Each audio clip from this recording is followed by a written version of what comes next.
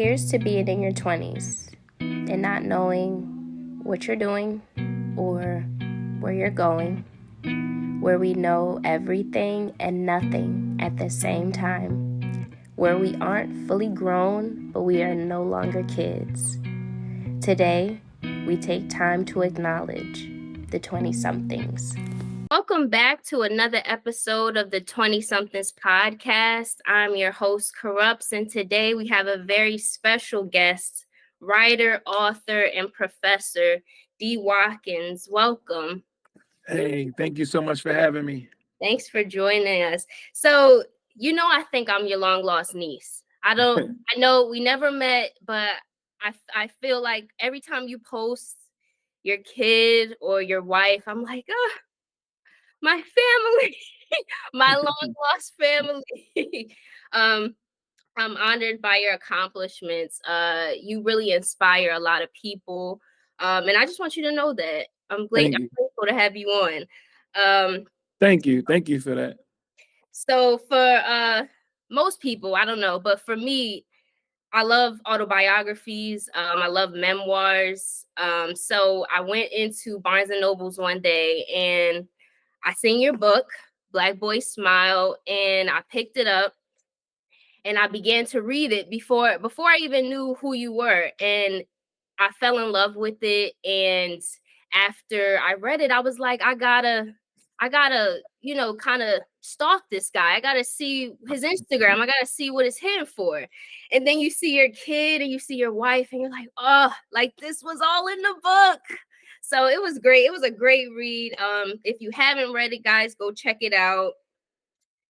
Let's get into the questions. So one of the things I really liked about your book was I was raised in Baltimore, the county, but you got to go to the city to get your lashes done, get your hair done. So, you mentioned specific places in Maryland, like Dundalk, which I call the Dirty D.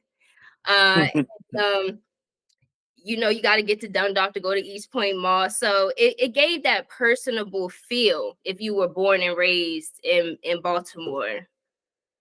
You were so vulnerable in the book. Was it hard to tap into those emotions? How was the writing process for you? So when I tell people about my writing process, like sometimes I think I don't know. I think they feel a way about it, mainly because I'm a fast writer. Um um and I'm not fast because I think I'm special or anything like that, but fast because I do it every day. It's kind of like, if I woke up in the morning and did push-ups every day, I don't. But if I did, I would probably have like big shoulders that bust into the screen, right? Right. Anything you do every day, it's like exercise, and it becomes like second nature. So not hard for me to be vulnerable because I'm vulnerable every day. Not hard for me to talk about my experiences or report on other people's experiences because I do it every day. People who've been following me for a minute, they know my eighth book comes out this year. I've published over 800 articles in the last 10 years. I've worked on multiple television shows and wrote one over the last 10 years. I wrote ad campaigns um, for Devin Allen's shoe and Steph Curry's shoes at Under Armour. I'm doing one for New Balance right now. So it's like I'm a bulk writer. So it's easy for me to lay my emotions out. I have no secrets. You can go through my phone, whatever. Like, it is what it is. This gift. Huh? It's like God gave you this gift. Yeah, I definitely feel like God is responsible for everything, and not to push back on God, but I truly believe that anyone who does it every day could kind of accomplish the same thing. Gotcha. So just going back to childhood, in Black Boy Smile, you say it was strange to exchange I love yous and hugs. Can you elaborate on what childhood was like and how it affected your 20s? I started so the love word was always it was weird to me when I was coming up because I didn't hear it like that. And it started, so when I started dating, um, I would date somebody, I would be like, oh, okay, yeah, you're my girlfriend, I love you. And then I would hang up the phone, and then the next girl would call, and I would be like, oh, you're my girlfriend, I love you. And then I would be like outside on the street, and some girl who I don't even know would walk by, and I would be like, hey, I love you. Like, Yeah. because, and I'm not going to say I didn't know the meaning behind the word, but I just didn't grow up in a household where it was taken seriously. It was almost kind of like we loved each other dearly, but it was almost like a love is a weakness kind of culture, Mm, very toxic, um, and dangerous. And I don't come from bad people. I come from some of the best people. It's just that they were hurt, so they only knew how to respond to hurt. Love didn't come in a regular conversation like, "Oh yeah, like I love you, mom. I love you, dad." Love came in, "You almost died. I love you," or "You mhm, almost got yourself hurt really bad. I love you." So love becomes this reaction word to like something that's serious, and if something serious is not happening every couple of seconds, the opposite of that is like some kind of joke. So I had to I had to learn. I had to learn how to love. Well, I didn't have to learn how to love, but I had to learn how to express myself and to not play with that. And when I say I was young, I'm talking a teenager. Like I wasn't right. 30. I wasn't 30 years old walking around. I just don't want people to be like, oh, he was 30 years old walking around telling everyone that he loved them. No, by the time I was 30, I didn't say that to anyone. Gotcha.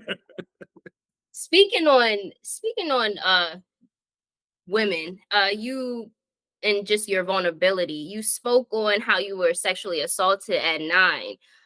Did the trauma affect your relationship with women, and how did you cope with that, if you did cope with that? It's funny because it happened. It was by a woman, Yeah. and it happens to a lot of young men. And we're so twisted as a culture and as a society that I had to turn 40 years old before I even acknowledged it as assault. And part of that change in how I felt came from, well, what if this happened to my daughter? What if this happened, to one of my nieces or something like that? How I cope with it, the main thing is I talk about it with other people. I'm open about it. I'm honest about it. I was young. I didn't really know what she was directing me to do. I did it. Um, I was celebrated for it, and to be celebrated for it is something that we just need to work on as a people together. Too many young men are walking around with their chests poked out because they have these sexual experiences, sometimes with women, a lot of times with older women. And everyone tells you that you're cool, and then you start to think, okay, well, this is how I'm supposed to be. This is how I'm supposed to move. And it just leads to, all kinds of destruction. I agree. I definitely think we take it more serious when it's a young woman and a older man, instead of or rather than a older woman and a younger man. So um I appreciate you even sharing that and touching on that. um so do you still drive around East Baltimore to get inspired? Where does your inspiration come from? The world. Yeah, I'm still riding around. I'm still riding around East Baltimore. But I mean, I'm so blessed and I'm just so fortunate to be able to just have all kinds of great conversations with all kinds of cool people. My work is taking me to different countries, taking me to almost every state except Montana, North Dakota, and South Dakota, and Utah. Oh, And you know the exciting states. I mean, I've been, yeah, because I've been like everywhere. Yeah. I've been everywhere. In Maine, I never did any work in Maine, but yeah, so I'm inspired by all of these different experiences, and I'm inspired by all kinds of people. But um, I spend a significant amount of time in New York. But I probably spend the most time in Baltimore. Baltimore's my home. I need to smell the air. I need to see the people. I need to see, I need to hear people fussing Right. I need to be around those friends who don't care about anything I did, as a writer. I'm just the homeboy from up the street, and they're gonna Right. treat me like that. And so I need to be humble. I don't need people looking at I don't need people to consider my awards when they tell me to go to the store and get them a pack of cigarettes. I just need to go to the store and get the cigarettes. You know what I mean? So like Yeah. I'm thankful for that, and I need all of that. That brings me to my next question. With all the success you have, you still come to Baltimore. I just seen you were in Young Moose's. I think you made a guest appearance in Young Moose's music video. Um, so a lot of people would say you didn't turn Hollywood, but how important is it for Yeah, not saying not saying Moose is Hollywood, but Moose is actually in Hollywood right now.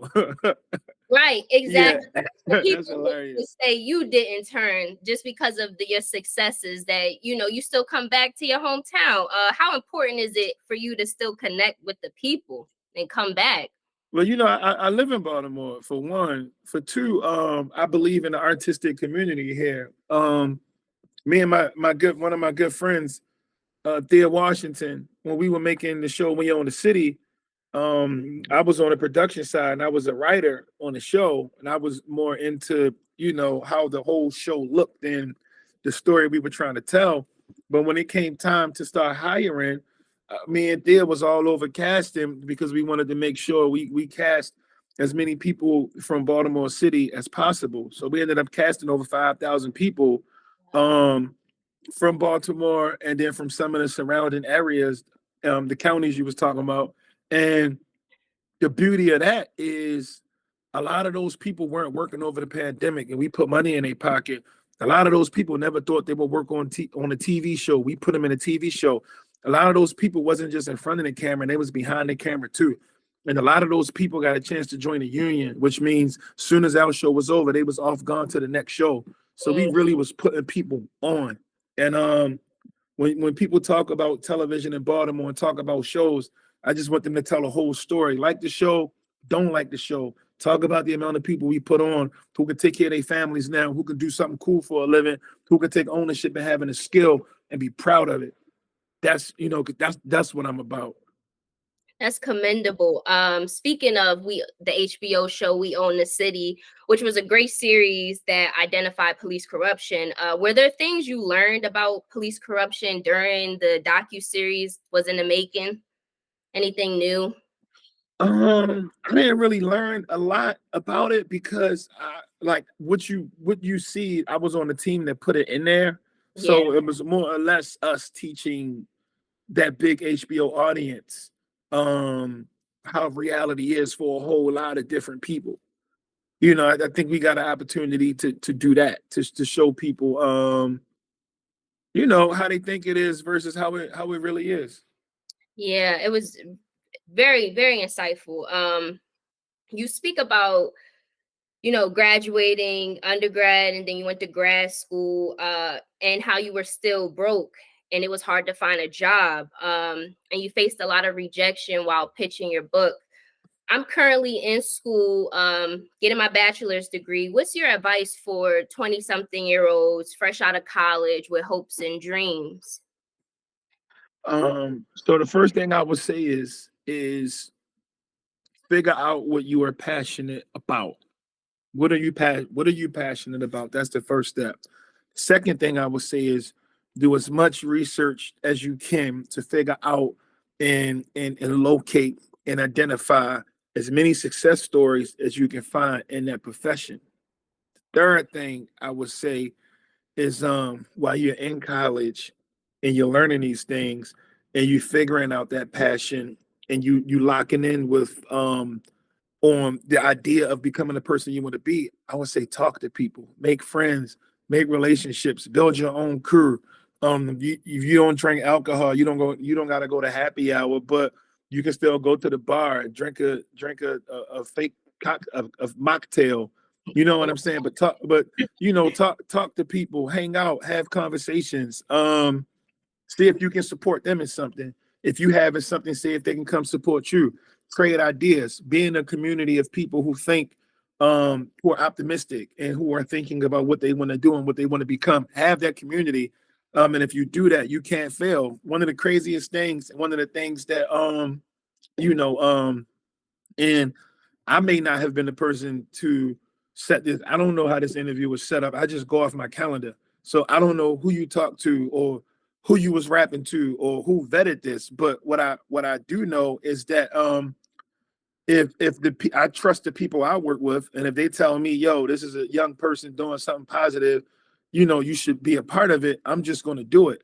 These are my day ones, so I trust them. So sometimes people might get mad at me, like, yo, you ain't come on this show, you didn't come to this platform, you didn't come to this function, you didn't come to this event.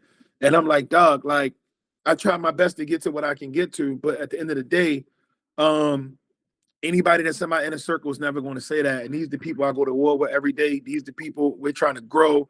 We're trying to make it. That's my team. And I've been working with these people for over a decade. You got to find that group of people while you still, growing as an individual.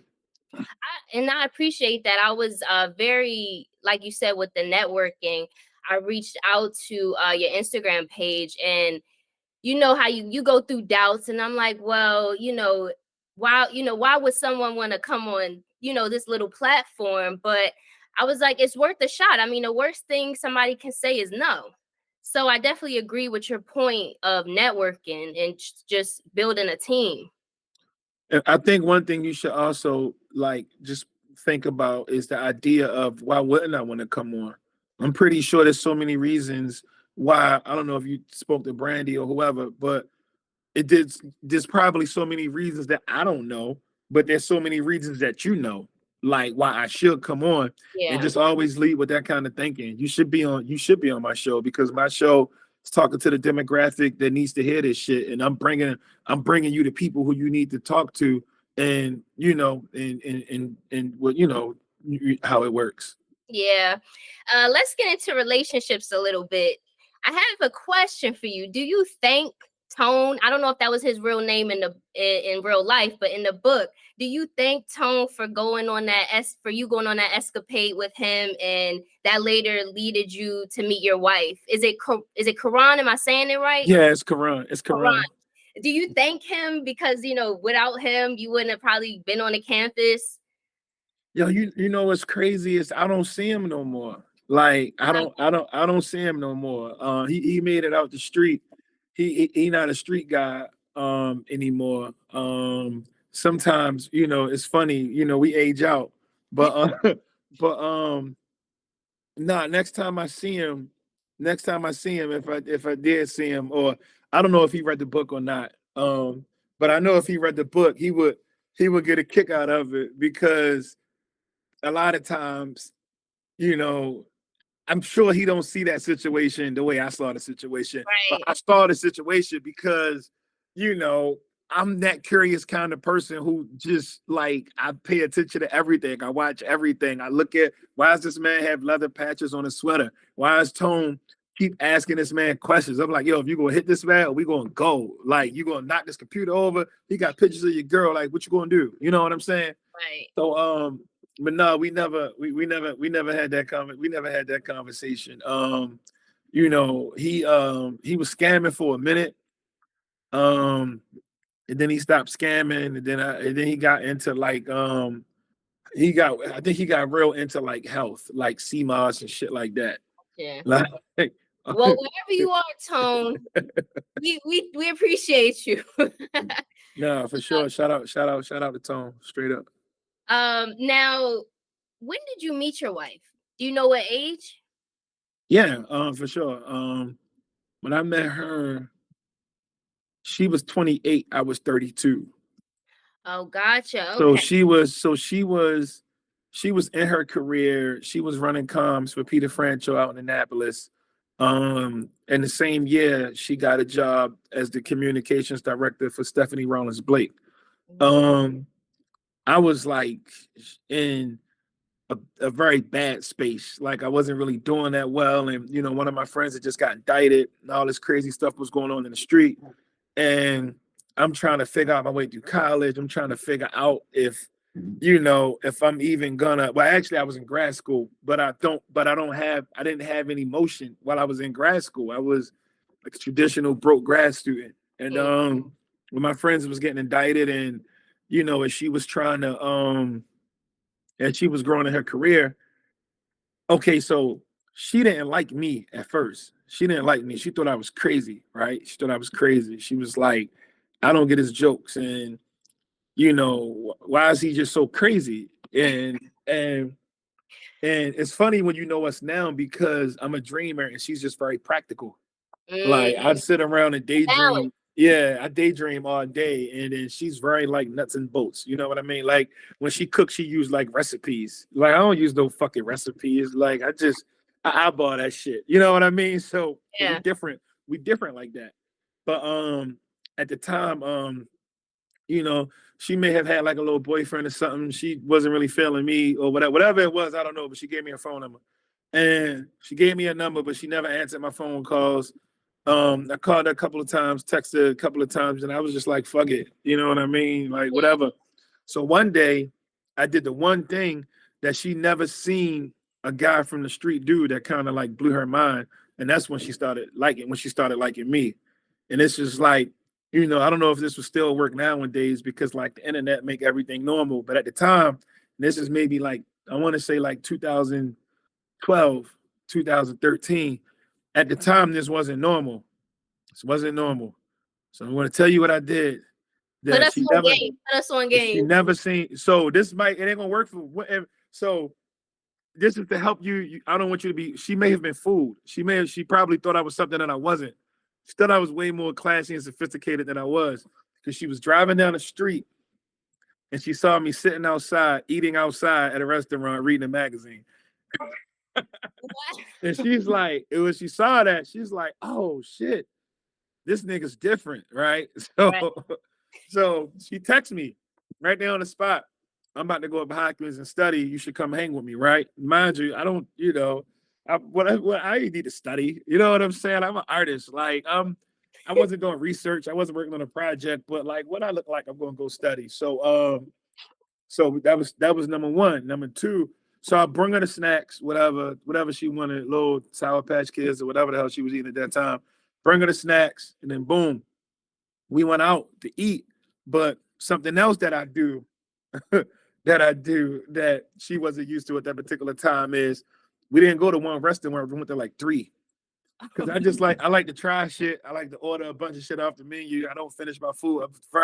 And I'm trying to get better, but I have a history of being very wasteful. But like, so we go into different places that and I think sometimes a lot of people are used to like going to one restaurant and having a whole meal and a dessert and then that be the night and I'm like, nah, let's see what they're doing over here. Nah, they got a new menu. Nah, oh shit, I love market price, nigga. Like, what the fuck is the market price? Like, I fuck with all that shit. I don't bucket market. Even when when I was broke, I ain't bucket market price. Whatever it is, fuck it. Because Yeah. it's whatever. So we had a lot of fun, and she started liking me. But I was trying to get my book out. I was trying to figure out what I was doing as an artist, and I was like, nah, that's not the time. And then she blocked me on everything. Like she was like, yo, she said, I don't even fucking ask nigga. She said, look at me. I don't even ask guys to fucking come around me, right? So she blocked me. So I went and put some articles out, put some books out, started getting money, started like, you know, disassociating myself with some of the negative stuff, taking care of my best friends that was in jail at the time. So it's like I still got that over my head because they my best friends. So I make sure they got put money on their books and I'm writing them and all that. But I'm also out the way.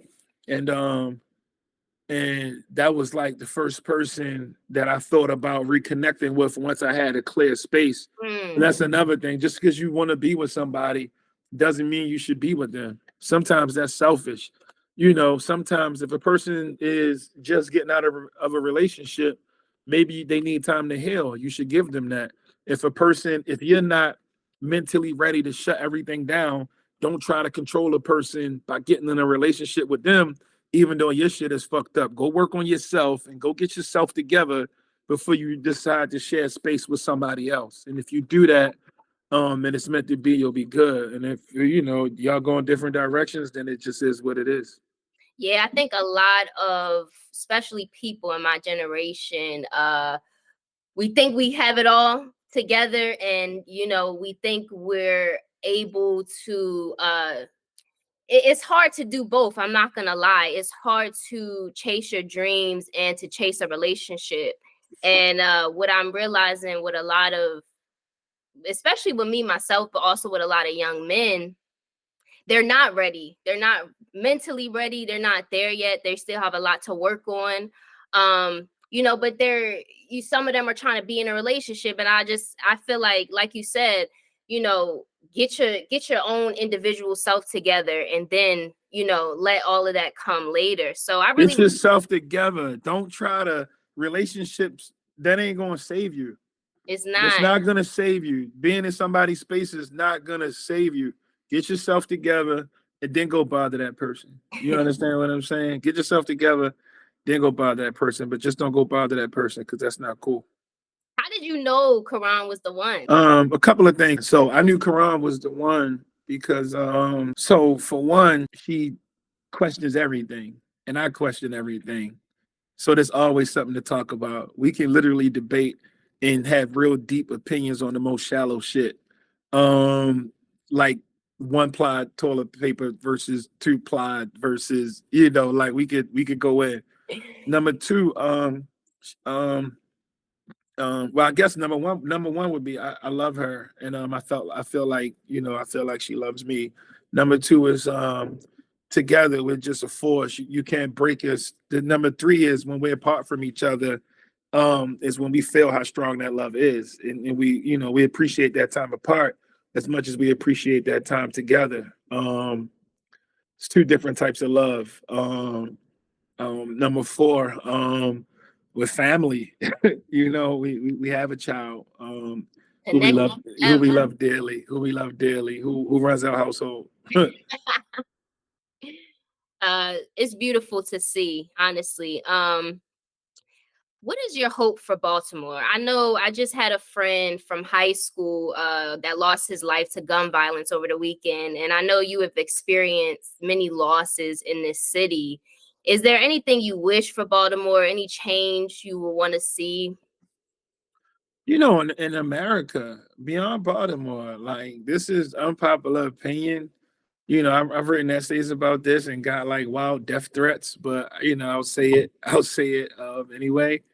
In America, they need to abolish guns Mm. because this country has proven time and time again that it's not responsible to be a country where firearms are legal. Too many people are dying. Too many families are shattered and broken. We hear about and read about the same tragedies every day, every week, every month, every year. It needs to stop. I honestly like that take. I definitely feel like firearms, carrying a firearm, we're doing it very irresponsibly. I'm gonna use that clip for promo. We need that press. uh, But also like if I'm talking Baltimore, like all of my opinions are like maybe they're kind of I don't know, I'm not gonna say bad, but they're the reason why I would never get elected for anything. If but you get locked up for a violent crime, instead of us sending you to jail 10 years, I would give you a row house and you would be responsible for rehabbing that row house. Now, if you rehab that row house and you got to do the whole thing, you got to figure out the plumbing, you'll have training, you got to figure out the electric work, you'll have training, you got to figure out, all the regular contractor stuff, the drywall, the stairs, and all that kind of stuff. But you have to rebuild the whole house. And if you build two houses, you can have one. Because when people own things, they take care of it. When you own a neighborhood, they take care of it. Anyone who does anything destructive that leads to any type of violence or negativity in this city, 9.5 out of 10 times they don't own anything. When you own it, you treat it differently. You see this when you let your friend borrow that shirt. She yeah, probably wowed it. You know what I'm saying? But if it was her shirt, then you wouldn't have got it back with them little armpit stains and the lint balls by the neck part. You know what I'm saying? So, I think if the people in this city who pose the biggest And when I say this stuff, the people they just think I'm crazy. And I really like I know this because I know when I felt like I didn't have a stake in this city, I was running wild. And when I owned my first property, I was like, yo, pick them fucking flaming hot Cheeto bag of chips. Pick them bags up at my front. I just sweep my front, dog. That's not happening. So it becomes a whole different conversation. Yeah. That's actually a very interesting point. I've never heard anybody break rehabilitation or just how to correct, I guess, the justice system like that. That's a very interesting take. With all your success, did you reach a point yet where you were like, I've made it? I beat all the odds. Was that a specific point, or you still feel like you got, more work to do?